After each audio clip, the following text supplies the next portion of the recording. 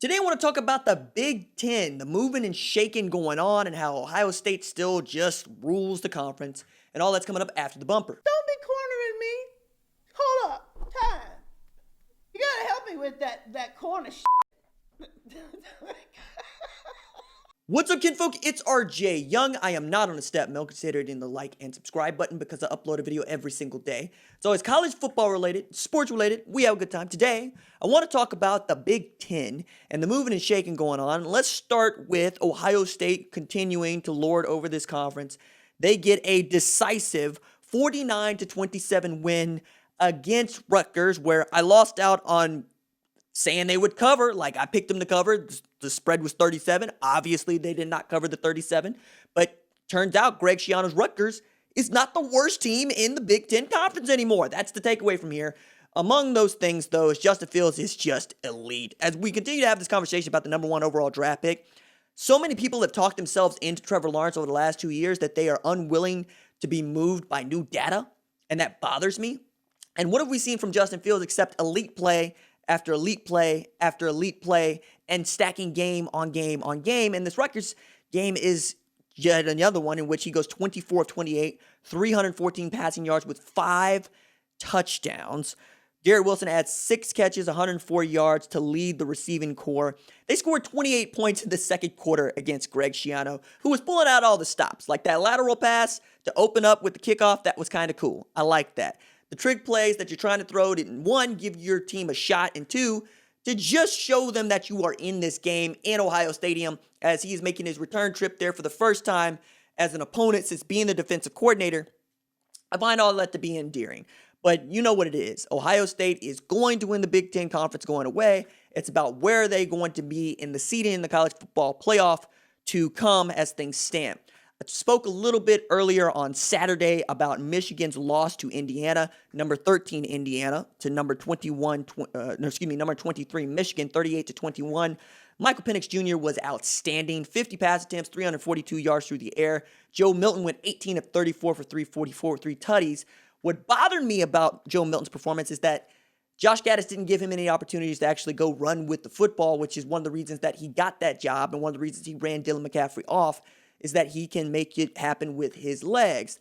They're very, very young at Michigan, and that's going to not get said enough, as all of the important players on that team are sophomores. But when you look at IU, you're not supposed to lose to IU. Stevie Scott, the third, had 24 carries, 97 yards. Ronnie Bell actually put on a performance for Michigan with 6 catches for 149 yards and a touchdown. I thought that the glaring fact that you can't score more than 1 touchdown in a quarter for Michigan, that hurts. But even more than that is Don Brown cannot trust his secondary. His corners can't play man coverage. You can't run zone against everybody, especially when you have folks that can actually sit there and pick you apart like most FBS quarterbacks can. And it's another game in which they didn't get any sacks. Add to that another just wildly bad performance on top of, well, knowing that the last team that beat you before Indiana beat you put together another wild performance. This is where I'm going with Michigan State. Iowa absolutely housed Michigan State 49-7. I thought that Mel Tucker's team might be good. Turns out, no, every team in Michigan is just bad this year. Or I should say every team playing in the Big Ten Conference in Michigan is bad this year. They gave up, what is this? My goodness, 21 points in the second quarter, 35 points in the first half. Tyler Goodson had 14 carries for 113 yards for Iowa. Jalen Naylor puts together another outstanding performance where he caught 4 passes for 119 yards, even as Rocky Lombardi, 17 of 37 for 227 with 3 interceptions against an embattled Kirk Ferentz and Iowa Hawkeyes football team.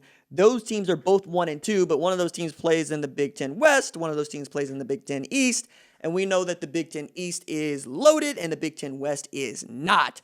Proof of that being Northwestern's at the top. They're 3-0 with a win against a bad Nebraska program that is 0-2 to start. Northwestern wins 21-13. Peyton Ramsey, 16-27, 169, 2 tutties. That's a workmanlike affair for the Northwestern quarterback, or what I would like to say otherwise is the Indiana reject. Adrian Martinez, 13 carries for 102 yards for Nebraska. Is not exactly how you draw it up, though you want that dude to do something. Marcus Fleming, Also had 5 catches, 75 yards to lead all receivers in that game. I'm not actually here for Northwestern on any front. Number one, Pat Fitzgerald just ain't doing it for me. I don't believe in their defense. I don't believe in their offense. I think if they actually had to play somebody that was worth a damn, then it might be a different story. But they might be the representative out of the Big Ten West and the sacrificial lamb for Ohio State in the Big Ten championship game, and that's going to actually hurt because every other time Ohio State plays Northwestern, yikes. Northwestern was able to win this game without scoring in the second quarter. Every single point that Nebraska scored came in the second quarter, and that's how that one goes. Maryland beating Penn State 35-19. Maryland is 2-1 after getting a really good win against the Minnesota team we thought was good. Turns out they're not. Also, that's Michigan's only win.